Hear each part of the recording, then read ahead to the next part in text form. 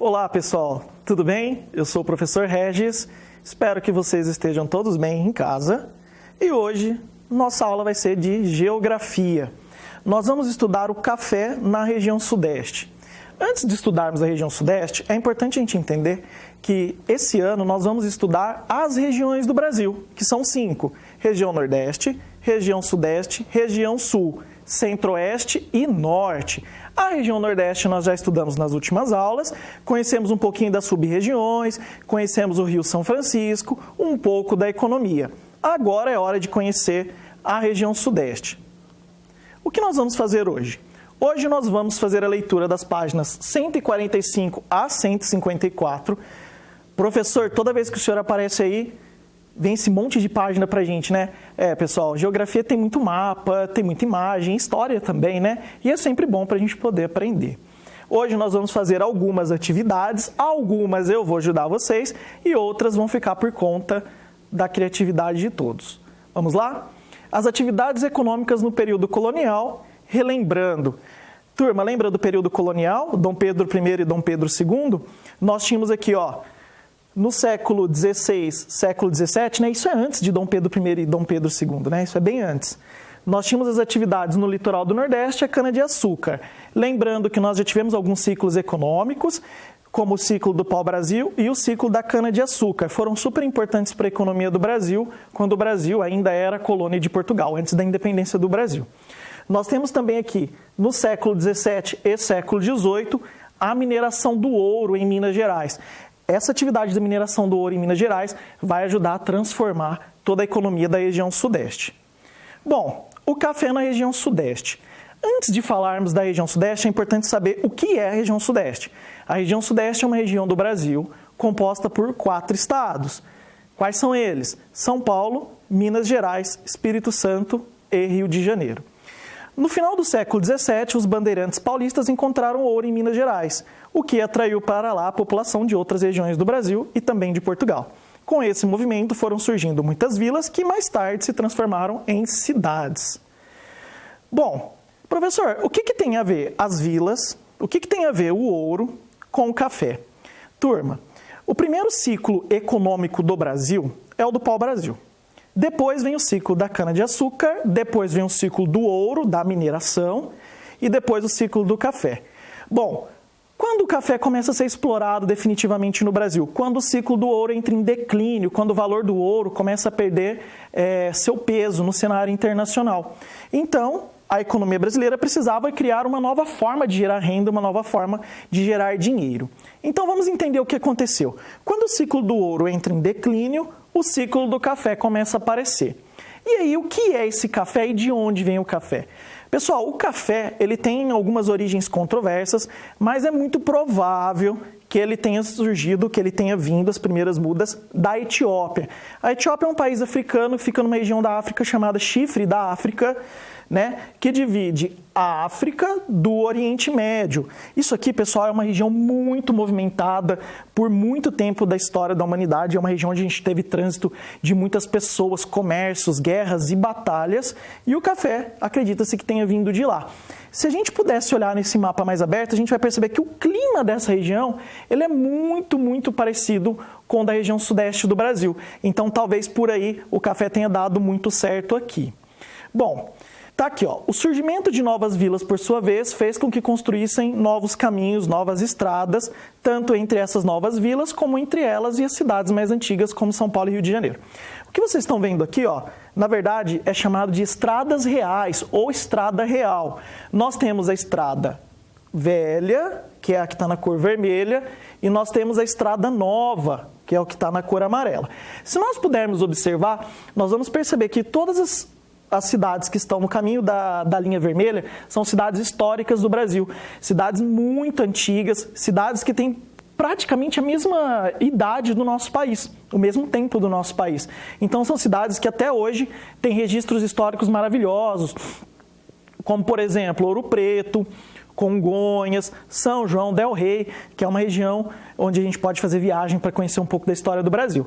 Nessa região aqui, ó, a gente vai ver que são cidades mais novas e mais modernas. E por que nós temos dois caminhos? Se vocês observarem bem, nós temos um caminho que leva até o Rio de Janeiro, que era o porto mais importante do Brasil naquele período, e nós temos também uma outra linha aqui, ó, que vai direcionar até o litoral norte de São Paulo, né? Lá na divisa de São Paulo com o Rio de Janeiro, que a gente vai ter ali uma região chamada Vale do Paraíba, a gente vai entender um pouquinho melhor. Bom, essa aqui é a imagem da antiga Vila Rica, hoje Ouro Preto. Vila Rica se transformou em Ouro Preto e ela tem justamente esse nome em razão da mineração. E aqui nós temos, ó, você já sabe, no final do século XVIII, o ouro começou a se esgotar e a economia de Minas Gerais e da colônia entrou em crise. Bom, lembrando, o ouro é um metal raro, difícil de encontrar, ele não acha em grande quantidade, então por isso a produção começa a diminuir. E a partir do momento que a produção começa a diminuir, juntando também com lá no período, né, da escravidão no Brasil, nós temos uma complicação aí para Minas Gerais. E a economia do Brasil começa a procurar novas formas de gerar dinheiro, e aí a gente vai entender que é aí que o café entra na história. O que fez a economia brasileira reerguer-se no século XIX? E aí, o que será que foi? Lembrando que o século XIX ele vai de 1801 a 1900. As primeiras mudas de café, pessoal, é sempre difícil falar qual data, né? Mas acredita-se que as primeiras mudas de café tenham chegado no Brasil no século XVII. Tá certo? Mas que a gente começa a plantar as primeiras mudas efetivamente, ter um plantio e um cultivo, a gente está falando aí do início do século XIX. As primeiras mudas de café, a chegada do café do Brasil, ela acontece da seguinte forma.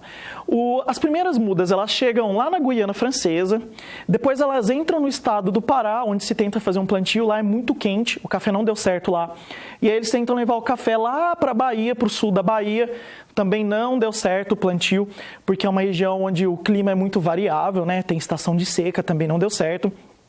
Até que resolvem tentar plantar o café lá na divisa do Espírito Santo com o Rio de Janeiro, até dar bem certinho lá na divisa de São Paulo com o Rio de Janeiro, numa região chamada Vale do Paraíba. Então nós temos aqui, ó, a economia do Sudeste só voltaria a florescer no final do século XIX, quando o café, uma planta originária da África, chegou à região. E aí, pessoal, o que é importante a gente entender? Quando o café chega nessa região, que fica entre São Paulo e Rio de Janeiro, chamada Vale do Paraíba, o café encontra a condição perfeita para ele poder ser plantado e evoluir. O que é importante a gente lembrar é que é uma região úmida, é uma região quente e de solos férteis, ou seja, tudo aquilo que o café precisa para ser um bom produto, essa região tem. E aí nós temos aqui, ó, com a expansão das lavouras pelo Vale do Paraíba, interior de São Paulo e sul de Minas Gerais, o produto passou a ser exportado e a gerar riqueza para seus produtores. Ou seja, a economia da região floresceu novamente, provocando grandes mudanças no Sudeste e, em consequência disso, em todo o país. Importante a gente pensar, pessoal, é que a gente pode dizer o seguinte: o Brasil tem duas histórias, uma história antes do café e uma história após o café. Foi o café quem transformou o Brasil, foi o café quem colocou o Brasil no cenário internacional, foi o café que tirou o Brasil de escanteio. Ou seja, a gente vai ver que o café é o produto histórico mais importante da economia do país. Não esqueçam disso.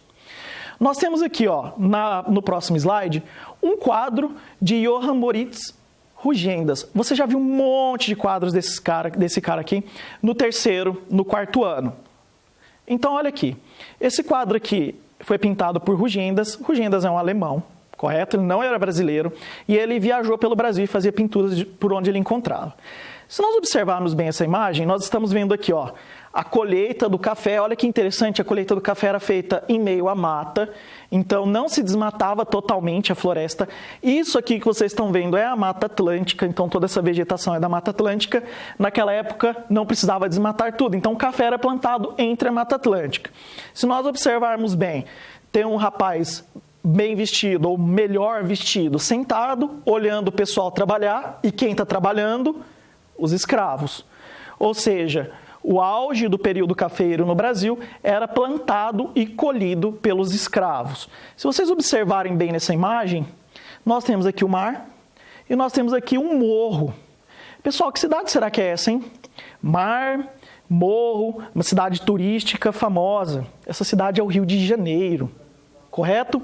Então nós temos aqui uma imagem do Rio de Janeiro, na colheita do café, relembrando que quem trabalhava diretamente na produção do café no Brasil eram os escravos. Atividade. Marque com um X a frase que melhor descreve a paisagem retratada por Rugendas. Você vai observar bem essa imagem aqui e vai marcar com um X. Bom, o que você precisa fazer? Lê com atenção a atividade, tá? E marca um X. Turma, eu acho que eu já dei praticamente todos os elementos que você precisa para responder essa questão. Tenho certeza que você não vai encontrar dificuldade. Observe as pessoas representadas no centro e à direita da tela. As pessoas no centro e as pessoas à direita. Olha bem aqui. Que atividades elas estão realizando? Pensa aí. No centro, as pessoas estão com os grãos de café que eles estão sendo colocados para secar. Lembrando que colhe o café, deixa o café secar, depois torra o café, depois moe, e é somente depois de todo esse processo que o café vai para a mesa. À direita, vemos pés de café sendo colhidos. Olha aqui, professora, eu não consigo enxergar bem. Olha bem na imagem da sua apostila que você vai ver que está com uma definição bem legal para você conseguir enxergar. Esses aqui são os pés de café. Os pés de café eles não são tão altos, então facilita a colheita sem precisar de nenhum maquinário. Pelo que você observa na pintura de Rugendas, quem de fato trabalhava na cafeicultura? Quem de fato trabalhava? Eram os cafeicultores? Eram os fazendeiros? Nós aprendemos que quem trabalhava de verdade eram os escravos. Nós temos aqui uma imagem do Vale do Paraíba. Pessoal, o Vale do Paraíba é uma região que fica entre o estado do Rio de Janeiro e o estado de São Paulo. Nós temos algumas serras nessa região, né? Como a Serra da Mantiqueira e a Serra do Mar. Essa região toda aqui, ela é cortada pelo Rio Paraíba do Sul, correto? Então é por isso que ela recebe esse nome, Vale do Paraíba. Vale do Rio Paraíba. O que é um vale? Nós temos montanhas de um lado, montanhas de outro. Na verdade, são morros, não são montanhas, tá bom? E aí, ao centro, nós temos o rio cortando essa região. Então, uma coisa importante de você observar é que nós temos aqui algumas cidades que são cidades hoje muito importantes para o estado de São Paulo. Caraguatatuba, Ubatuba, Taubaté. E aí nós temos desse lado aqui, no Rio de Janeiro, nós temos Paraty, Angra dos Reis, enfim, é uma região muito bonita e muito importante. Interessados nos imensos lucros gerados pela venda do café, os fazendeiros derrubaram a Mata Atlântica, que recobria quase todo o Vale do Paraíba, e a substituíram por lavouras cafeeiras. Vocês lembram lá no quadro do Rugendas? Não tinha tanto desmatamento. Aí os cafeicultores começaram a pensar o seguinte: olha, se eu retirar a floresta, vai me sobrar mais espaço para plantar café. E aí, com mais espaço para plantar café, a minha produção vai aumentar. Então, foi a partir daí que os cafeicultores começaram a fazer o quê? Derrubar a Mata Atlântica. Hoje, turma, nós temos de toda a Mata Atlântica original, a gente tem de 6% a 7% só. O restante todo foi desmatado. Não só por causa do café, mas o café contribuiu bastante para isso. Nós temos aqui uma segunda imagem, é uma outra gravura de Rugendas. Nossa, professor, só esse cara... Pessoal, ele era um observador, ele conseguia registrar muito bem os momentos que ele conseguia vivenciar. Então, isso aqui, é o corte da Mata Atlântica. Vocês perceberam uma coisa? Tá vendo que a Mata Atlântica ela fica num terreno todo irregular, cheio de morros? Pessoal, então o que acontecia? Eles derrubavam a Mata Atlântica e depois eles vinham plantando o café. Essa imagem aqui está retratando o desmatamento dessa Mata Atlântica. Olha a primeira pergunta. Como era o relevo da região representada na tela desmatamento de uma floresta? Era íngreme. Pessoal, o que é íngreme? Observa bem a imagem. Íngreme é inclinado. Então, sempre que você está passando por uma rua que tem subida, é uma rua íngreme. Então, o relevo daquela região é um relevo íngreme. Lembra lá da imagem anterior que eu mostrei para vocês? Cheia de morros. Isso é relevo íngreme. Como era a vegetação? Pessoal, olha bem para a imagem. Árvores de grande porte, nós temos uma área úmida, florestas com folhas o ano inteiro, então você precisa observar a imagem. Turma, aqui tem uma definição da palavra íngreme, tá bom? Para ajudar você a entender um pouquinho melhor. Difícil de subir ou difícil de descer. Sabe quando você está andando de bicicleta lá pela rua, e aí você passa por aquela rua que é subida ou aquela rua que é descida? Aquilo ali é íngreme, ok? Bom, terceira pergunta. A área retratada é o Vale do Paraíba. Ele está afirmando para você. Para que ela estaria sendo derrubada? Pessoal, para que a floresta estava sendo derrubada? Justamente para plantar o café. Quarta pergunta. Compara a vegetação retratada nessa tela com a que o pintor representou no quadro Colheita do Café. A vegetação é semelhante? Lembra lá do quadro colheita do café? Na verdade, pessoal, é o mesmo lugar. Ó, é muito semelhante ao quadro da colheita do café. Por que é semelhante? Porque é a mesma mata, é a Mata Atlântica, correto? 5. O que é possível concluir sobre a vegetação do Vale do Paraíba a partir da análise das duas telas de rugendas? Pessoal, você vai olhar as duas telas e aí você vai olhar, poxa, o que as duas imagens têm para retratar a vegetação daquele lugar?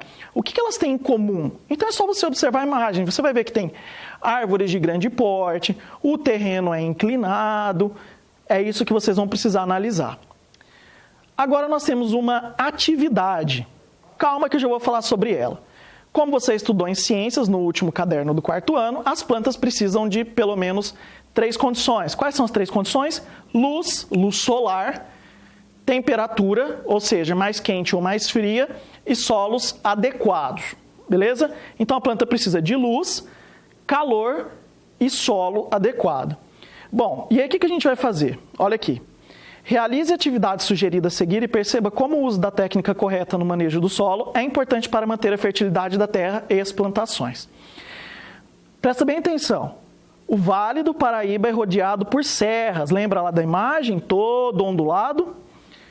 O café foi plantado em suas encostas. Encosta, pessoal, é aquela parte inclinada do terreno, íngreme. Sabe aquela parte lá onde estava tendo desmatamento?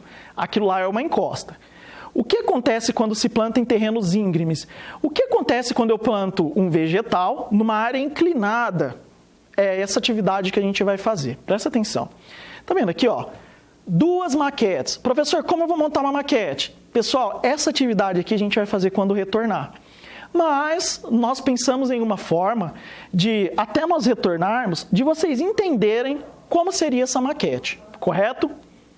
Olha bem. Então, essa atividade aqui nós vamos fazer quando retornarmos. Olha bem essa imagem aqui. Nós temos aqui, ó, um balde, na verdade, né? São 2 baldes. Essas imagens duas são imagens diferentes.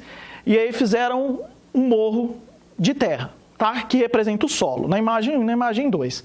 Se você observar a imagem 1, que é a imagem da esquerda, você vai ver que o morro está íngreme, ele está inclinado. Ó, nós não temos aqui, ó, nada que impeça da terra escorrer, das sementes caírem, ou seja, ele está inclinado. E aqui, olha o que eles fizeram. Fizeram curvas de nível, tá vendo? Olha essas curvas de nível. O que é curva de nível? Eu pego lá aquele morro inclinado e vou retirando terra aqui, fazendo curvas, né? E essas curvas, elas contornam, então vai formar como se fosse a serra. Sabe quando você desce de carro indo para a praia? É mais ou menos isso que aconteceu aqui. E aí depois jogaram alpiste. Alpiste, pessoal, presta atenção o que acontece. Depois de um tempo, o alpiste vai germinar. Se vocês observarem bem, na imagem 1, em que o terreno está íngreme, sem as curvas de nível, olha o que acontece. O alpiste cresce em volta. Porque toda aquela sementinha que foi jogada em cima, ela cai aqui para baixo.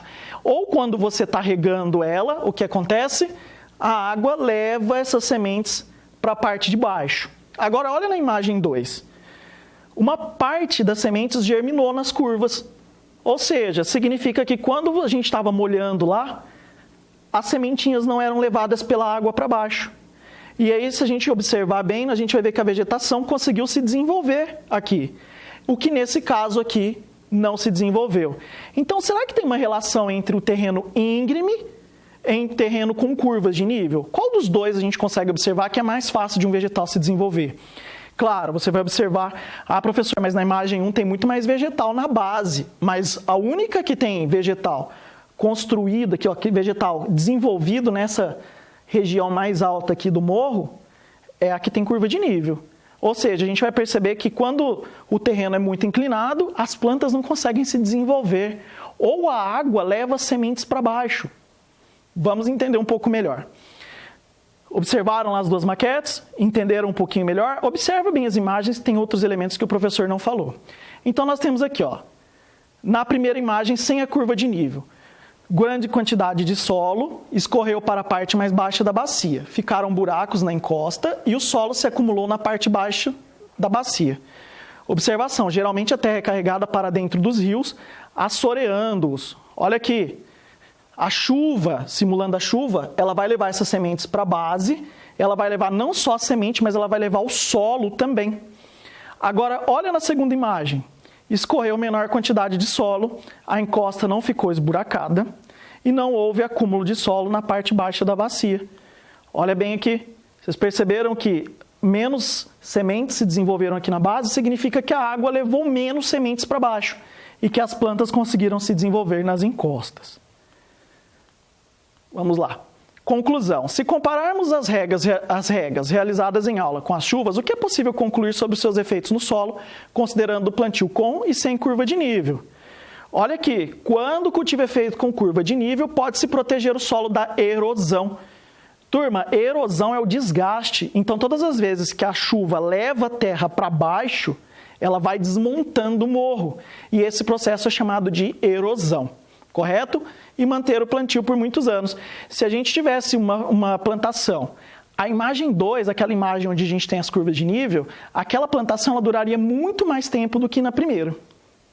O Vale do Paraíba é rodeado por serras e o café foi plantado nas encostas sem utilização de curva de nível.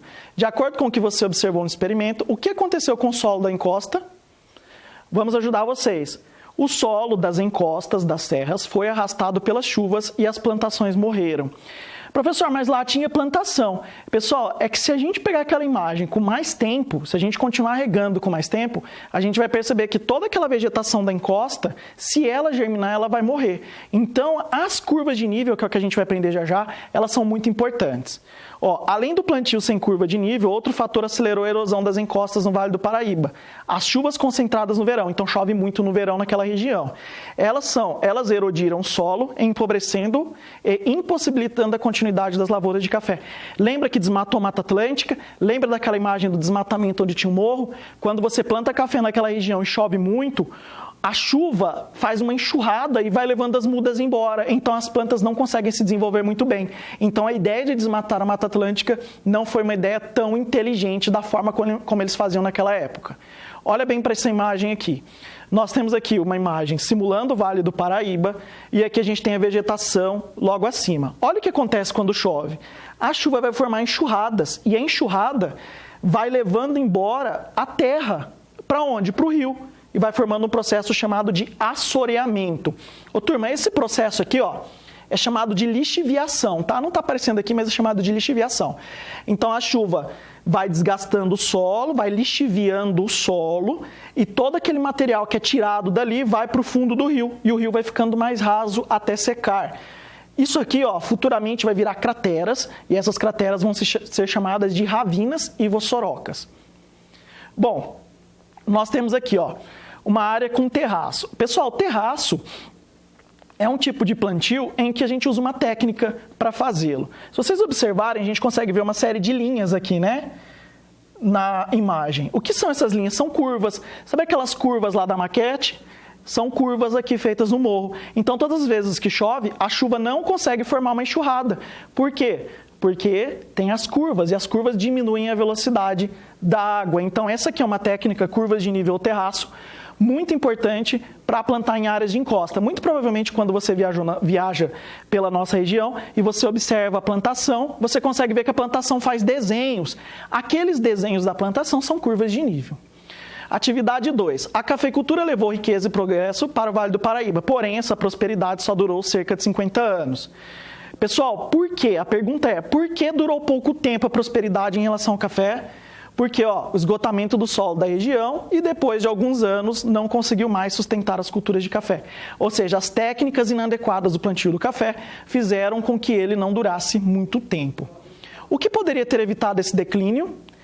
Professor, eu olhei lá na maquete. Será que aquela técnica da maquete poderia ter evitado o declínio?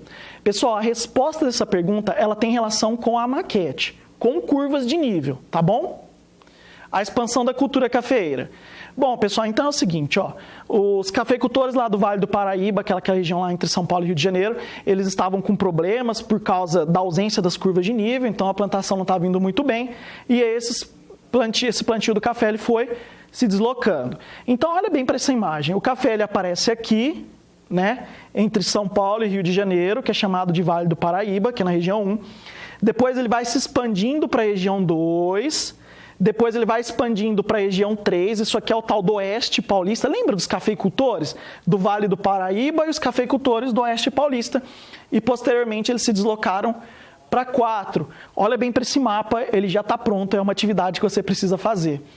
Pinte-o de acordo com as legendas. Então, na verdade, ele já está pintado para você. Então, lembrando que ele começa no 1 e vai expandindo até o 4. Agora responda, por quais estados brasileiros a cafeicultura expandiu? Olha bem, até 1850, pelo centro-sul do estado do Rio de Janeiro. De 1850 a 1900, de 1901 a 1950 e após 1950. É só você olhar a imagem e ver quais áreas elas estão ocupando. Na imagem 1, só Rio de Janeiro, mas na imagem 2 a gente já tem São Paulo, Rio de Janeiro. Na verdade, a imagem 1 pega um pedacinho de Minas Gerais, mas nós temos aqui na 2 uma expansão para São Paulo, Minas Gerais também, Espírito Santo. 3. Analisando a expansão de café nesses 100 anos, o que é possível concluir? Pessoal, é possível concluir que parte da região sudeste se tornou produtora do café. Então, a região sudeste é a região que mais produziu café no Brasil. E a gente vai entender que é por isso, talvez, que a região sudeste tenha se tornado a região mais desenvolvida do Brasil. Tarefa. Professor, essa aula está mais tranquila que as outras. É fácil, né? Daqui a pouco a gente começa a apertar um pouquinho mais.